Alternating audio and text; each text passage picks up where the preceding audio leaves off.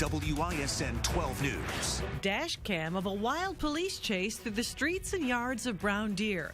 Tonight, 12 News takes you into the neighborhoods where it happened. Drop the knife, police department! Get on the ground! From Hollywood to Waukesha, how law enforcement training is dramatically changing. And a beloved local coach suddenly in a fight for his life, his miraculous recovery, and how he plans to share his gift of life with kids. Right now, breaking news. Heartland police are trying to find a 14-year-old girl. Take a look at your screen. They worry that she could be a victim of sex trafficking. Olivia Cobb was last seen 24 hours ago. Police say while she has run away before, she has never been gone for this long. They don't know where she could be, and she does not have a phone or tablet where they can try to call her. Call police if you have any information. This story now, a high-speed police pursuit through 2 counties over sidewalks and yards. The 5 teenagers inside now in custody. As WISN 12 News' Ben Hutchison reports, neighbors were in for a surprise when they saw the damage left behind from that chase. Dashcam video shows a Brown Deer officer in hot pursuit of a gold Chrysler Sebring, connected to an attempted car theft. The driver narrowly missed a car as it sped into a neighborhood going the wrong direction. I can't even believe it. Dang. Sue Yang lives in the White House straight ahead. He wasn't home during the chase. We showed him the video for the first time. They drive right past it, too, right in the sidewalk and everything. Is this a major walking path? Yeah, a lot of people be walking and, like, jogging. Yang is thankful children weren't around the corner. The teens barreled down the sidewalk. You can see some of the tracks here on the grass. They then shot off to the right towards the park. Other officers joined the pursuit. The Sebring careened into oncoming traffic. A little later, driving the wrong way, with a damaged bumper sticking straight up, nearly a head-on collision. Then back into a neighborhood. The driver hit the side of a squad and took off before being caught a short distance away. Police arrested 5 teenagers, 16 to 18 years old. That's outrageous. I wonder what was going through their minds. In Brown Deer, Ben Hutchison, WISN 12 News. The teenagers are facing charges in Ozaukee County. Police say they were driving a stolen car from Milwaukee. Right now, President Trump is traveling overseas for the first international trip of his presidency. This after a week of major bombshells at the White House. Sources tell ABC News that the FBI investigation into collusion between the Trump campaign and Russia is now looking at one White House staffer. Officials are declining to name that person, but the Washington Post is reporting it is someone who is close to the president. The White House maintains the investigation will only confirm there was no collusion. We're also learning new information about the conversation captured in these pictures. The New York Times is reporting that fewer than 24 hours after firing James Comey, the president spoke with Russia's foreign minister and ambassador in the Oval Office about that decision. The paper says the president told the officials, "I just fired the head of the FBI. He was crazy, a real nut job." Meantime, Comey himself has agreed to testify in open session before a Senate Intelligence Committee.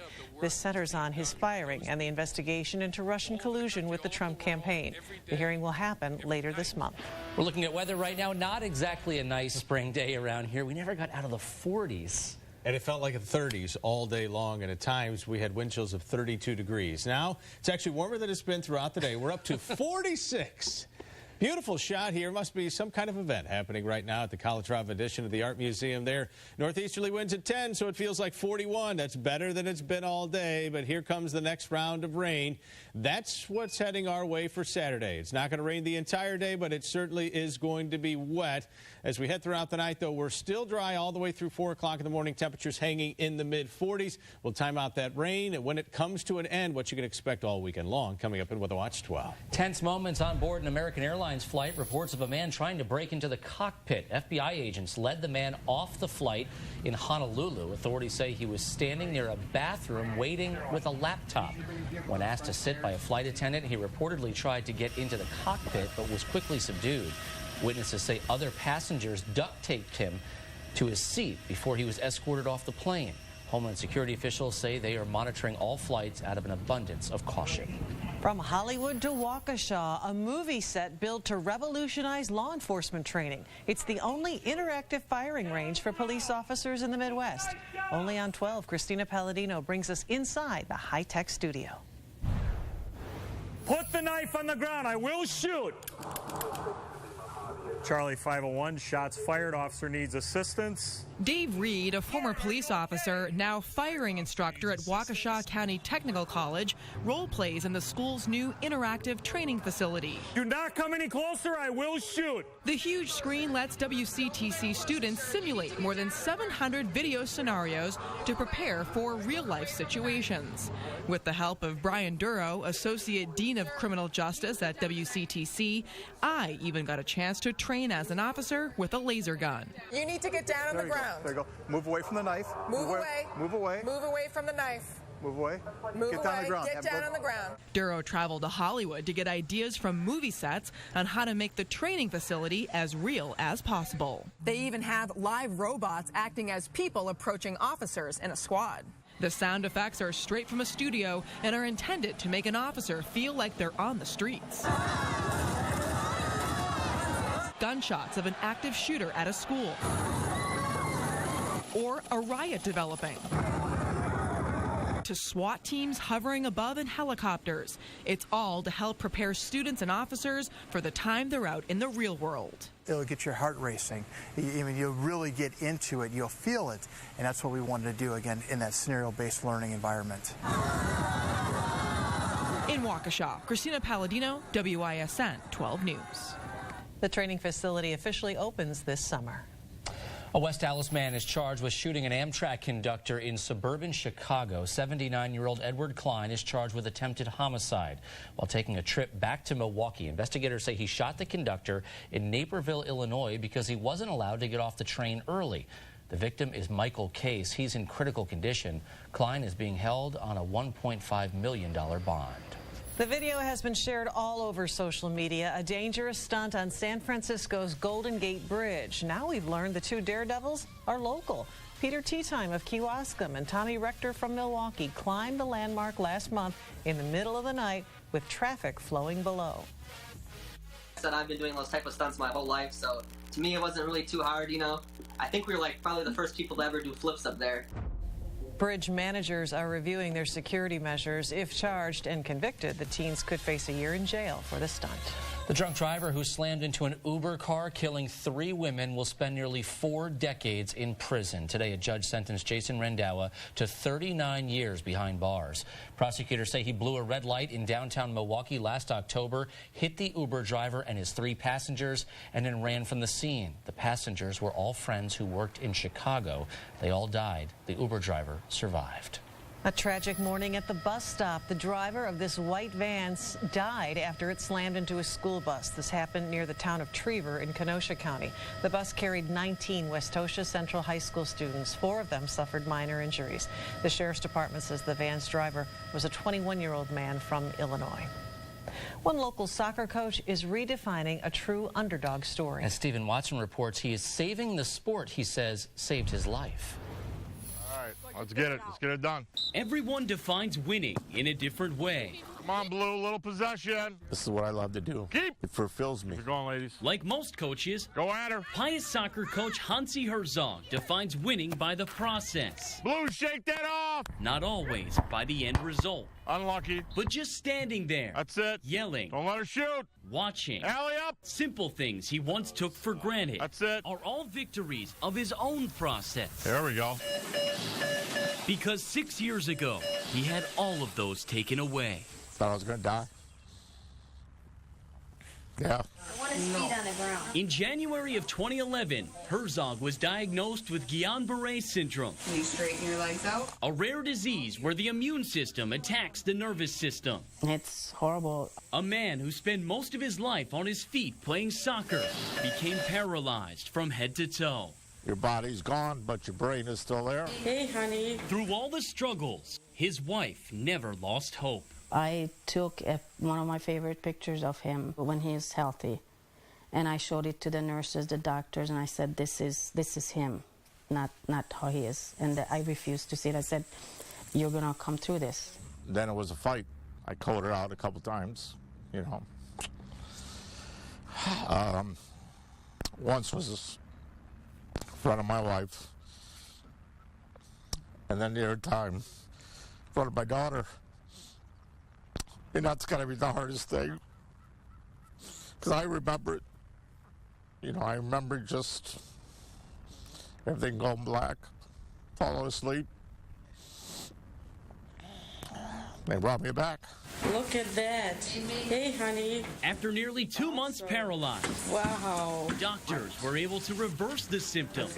Hansi's walking. And their hope was met with reward. That first step, I never thought I'd be able to do it. He hasn't stopped moving forward since.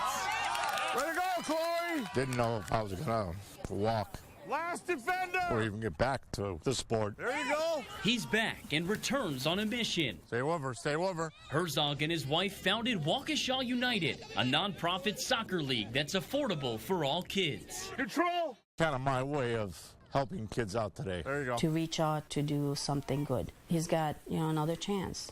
That's a great ball. His voice, oh yeah, is as loud as ever. There you go. Oh! His vision, once blurred in a hospital, is now clear. Way to go. Together, way to go. Another victory in the process. Way to go, ladies. How many people could do that? I'd call him my miracle man. To be on the sidelines, coaching kids, basically saved me. Turning tragedy into triumph. What an amazing couple. The Herzogs and Waukesha United Soccer Club are looking for players of all ages and skill levels. They'll have an open house on Sunday. For more information, visit our website, WISN.com. Talk about a family that can appreciate the gift that every day is, you know? What an inspiration, and to keep going, to never give up. Wow.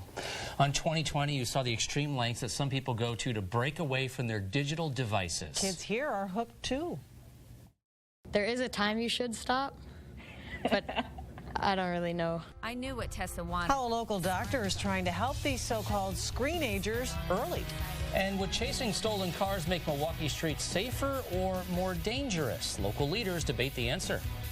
Plus, all time out our best chances of seeing some sunshine this weekend. It's next in Weather Watch 12. And passengers jumped into action to stop a runaway bus. What happened to the driver?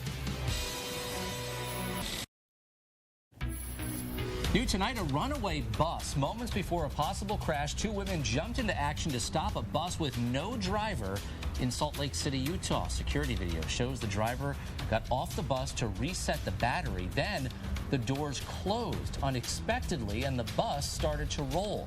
It lurched forward 60 feet before someone slammed on the brakes.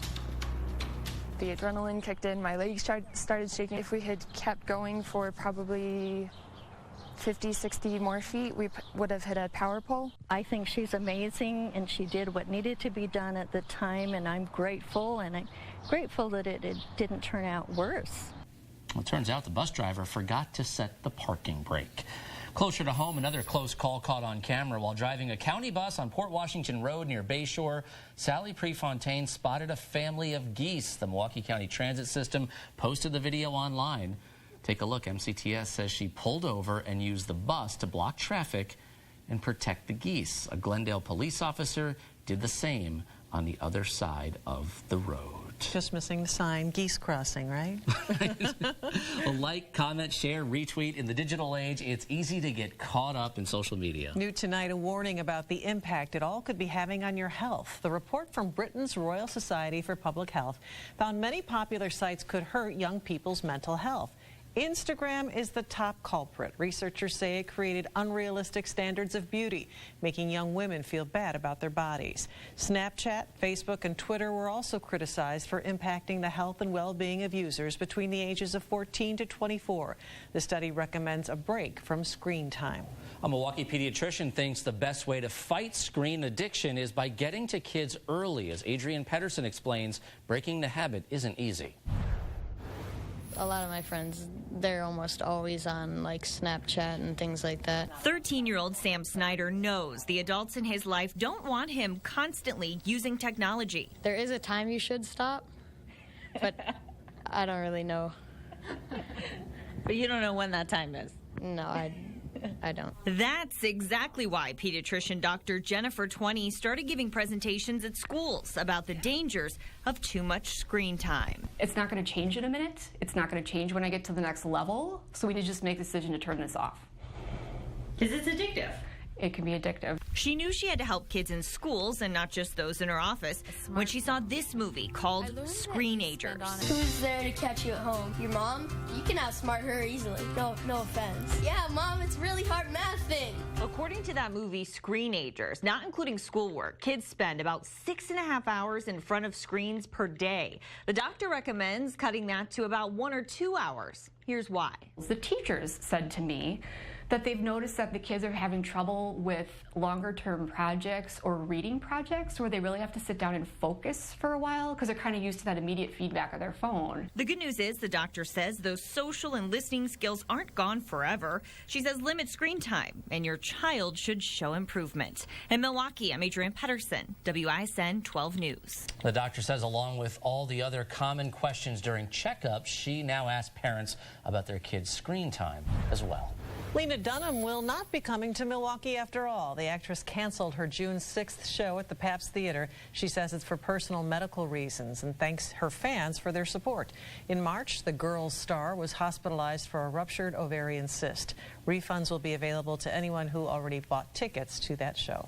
The busiest highway ramp in the state will open before Memorial Day. The southbound ramp from I-41 to eastbound I-94 will open Thursday morning. That means drivers coming from the north will be able to go east towards downtown. That ramp carries 28,000 vehicles a day. The northbound ramp to I-41 from eastbound I-94 will open on Wednesday. That means drivers heading toward Milwaukee from the west can now get off and head towards Menominee Falls and Germantown. Drivers should be aware the new ramps are built differently than the old ones. Driverless cars could someday travel those new ramps. Governor Scott Walker created a committee today to help advance testing and operation of self-driving cars in Wisconsin. The governor says the state is poised to be a leader in this field, given that UW-Madison has been chosen as one of 10 U.S. Department of Transportation testing sites. And hopefully those driverless cars know how to turn on their lights when it's raining. Mark Baden's pet peeves. Mark, we will have to do that tomorrow. I wonder who wrote that in. I think I know. Just spreading your message. Yeah, I appreciate that because I saw a lot of cars again today. It was raining. What didn't you have your lights? You didn't have on? You didn't have your lights on. Please do that anytime it rains. It's the law here in Wisconsin. All right, let's talk about positive things. We had really warm weather for a while. Then it got really chilly today. It's going to be warmer this weekend than what we have right now. We were 87 on Tuesday, 84 on Wednesday, 75 on Thursday. Everybody was thinking, yes, summer is here. And then we made it to today. It's the rudeness of Wisconsin, and it can change so quickly around here. This is our current temperature. That's the warmest we've been all day, up to 46 degrees. How about this weekend? Okay, Saturday is not the pick day. It is not going to rain from sunup to sundown, but there's going to be a fair amount of those daylight hours that you're going to need an umbrella, and you're going to need one of those sturdy ones because it's also going to be breezy. 55 for the high on Saturday. That's it. On Sunday, it is better. It's not 100% sunny, but I think we'll get some sun in there, and our chances for rain very, very small. How about joining me for tomorrow? It's going to be beautiful out there. Maybe a little rain coming down. Melinda Davenport and I will be there, along with Packer Devontae Adams. This is for Next Door Milwaukee. Join us in the inner city. It's going to be all right. Last year was actually sleeting, so see, it's better than last year. Tomorrow, not a good idea to mow the grass. Sunday, maybe. And then it dries out a little more by Monday, but late on Monday, we'll bring in another round of showers. So if your lawn's growing quickly, I think most of you have the same problem I do, where you feel like you got to mow every third day. Yeah, you got to get to it at some point. 46 degrees right now in Milwaukee. Northeasterly winds at 10 miles per hour. We take you to Racine, where it's 44. That northeasterly wind will continue as we head throughout the night, becoming more easterly as the night goes on. Temperatures in the 40s. You hate to see wind chill maps in May, especially on May 19th, but most of the wind chills right now are in the 30s. This seems unfair. Look at all this warm air sitting to the south of us. It was worse in Denver today, where it snowed, and it's 39 degrees. We do not have snow in our forecast, but we do have rain, and here it comes from the south. Watch what happens as we head into Futurecast here. Cloud cover galore in the morning, and as the morning goes on, rain spreads in and continues for much of the afternoon. Maybe, just maybe, we can hold that rain off until mid-morning. On Sunday, this is encouraging to see a lot of breaks in the overcast, so we will get at least some sunshine. How much rainfall? Well, it's going to add up. Most places picking up about a half an inch to an inch of rain throughout the day on Saturday. 43 for tonight, Steady temperatures throughout the night. 55 degrees for your high temperature on Saturday. A cloudy and rainy one, but again, not all day, but a good portion of the day. Pretty good on Sunday, 63. Nice day on Monday. I think most of the day will be dry. 57 with showers on Tuesday and Wednesday. Temperatures on the cool side. Partly sunny skies as we head into Thursday. And then back into the 70s on Friday, 73 degrees. Hopefully that's a sign of a decent Memorial Day weekend upcoming, but it does look like we'll see another cool down. All right, Mark, thank you. Still ahead, Revenge of the Machines. The jobs people will be competing against robots to get, even in industries you wouldn't expect now. And trouble for Twitter, where Twitter users reported major outages today, and the site's response. That's coming up. Big 12 Sports, presented by Menards. They win in sunny California weather one day, then they win in dank, dreary, cold, rainy Chicago weather the next. The Brewers continue to hold first place in the NL Central after a long day of baseball at Wrigley Field. Cubs pitchers allowed a whopping 10 walks today, 3 of them in the first inning, before Jet Bandy delivered this 2-run single. The Brewers have now outscored their opponents 45-12 in the first inning this season.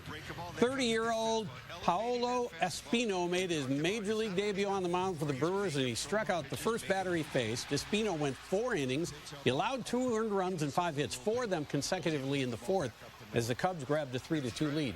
The Brewers then rallied for a pair of runs in the 5th on this infield hit and a bases-loaded walk to grab the lead before a rain delay of 2 hours. And when play resumed, Domingo Santana with a 2-run single gave the Brewers a little bit of cushion, and they held on for a 6-3 victory. That's 4 wins in a row and 10 in their last 12 games despite the crummy weather.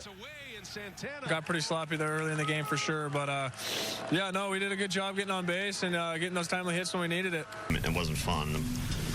Blowing hard and rain, you know, basically for 9 innings and cold. You know, it was tough. It didn't feel like a baseball game for a couple innings. Before today's game, Craig Counsell said Ryan Braun might be ready to play Sunday. Braun has been on the disabled list since May 11th, but has been taking batting practice. This was a frustrating day for Brewers center fielder Keon Broxton. In the first inning, with a pair of runners on, Broxton was robbed by Ben Zobrist. Then in the third inning, Broxton lost another potential RBI, robbed by Kyle Schwarber. And then to top it off, in the bottom of the third, Javier Baez, a lazy fly ball, and Broxton just plain dropped it for an error. That happens in cold weather. Mama said there'd be days like this, yes. Right? Okay, we were hearing a commercial earlier in this newscast about some adventure you're going to go on. I was hoping you could give us a little more info. What's going on? It might be the Alps. It might be the Nile River. I am not retiring. I am not entering the priesthood. That's all I can say. Those are the only hints you're going to give us? That's all I can say. You keep a pretty good secret because we don't know what's going on. All right. Look forward. Monday we'll learn more? We will learn more Monday. All right. Okay. But we'll see you back here in a little bit. More sports to come. All right. Also coming up, Aaron Rodgers to the rescue, how he helped bail out high school students from taking a final exam. Plus, he was the man charged with shooting the Amtrak conductor the other day. No! Is his name Ed? Stunned neighbors as a 79-year-old West Allis man is accused of shooting a train conductor in Illinois. How his family is reacting.